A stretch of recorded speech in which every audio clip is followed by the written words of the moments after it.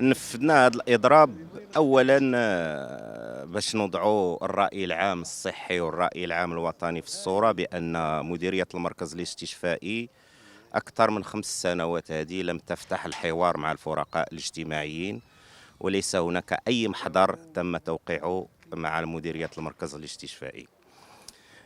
ثانيا هذا الإضراب جاء من أجل الملف المطلبي اللي هو موضوعي وعادل وجيد متواضع.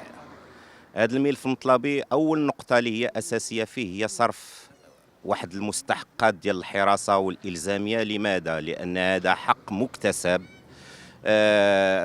أشار عليه رئيس الحكومة وصدر في الجريدة الرسمية، ويستفيد منه مجموعة من العاملين بالمؤسسات على الصعيد الوطني، إلا أن مديرية المركز الاستشفائي الجامعي تخلت عن صرف هذه المنحة لأزيد من 4 سنوات.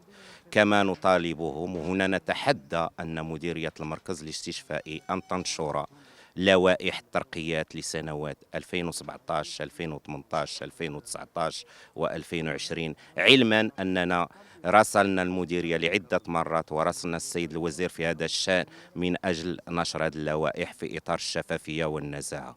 كما نطالب كذلك بامتيازات بسيطة على غرار جميع المؤسسات العمومية. هذه المديرية هي مؤسسة عمومية لها استقلالية معنوية ومادية. نطالب ببعض الامتيازات كمنحة عيد الأضحى والشهر الثالث عشر على غرار جميع المؤسسات العمومية. كما نشجب مجموعة من السلوكات والممارسات التي تعتمد على الإقصاء والتهميش للأطور والكفاءات، وكذلك للتلاعبات في منحة المردودية، تلاعبات في منحة كوفيد، تلاعبات في الحركة الانتقالية، تلاعبات في إسناد مناصب المسؤولية، وكما قلت تلاعبات في الترقيات. وكذلك نطالب بإعادة وتحيين الترسانة القانونية لمديرية المركز الاستشفائي التي تقادمت وأصبحت متجاوزة. نطالب بأن تسلك ما تسلك وزارة الصحة بتنفيذ سياسات وزارة الصحة فيما يخص جميع المجالات.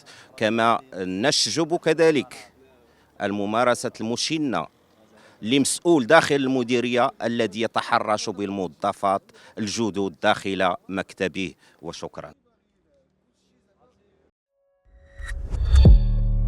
ما تنساش تشترك في القناة وتفعل الجرس باش يوصلك جديد الفيديوهات من هسبريس.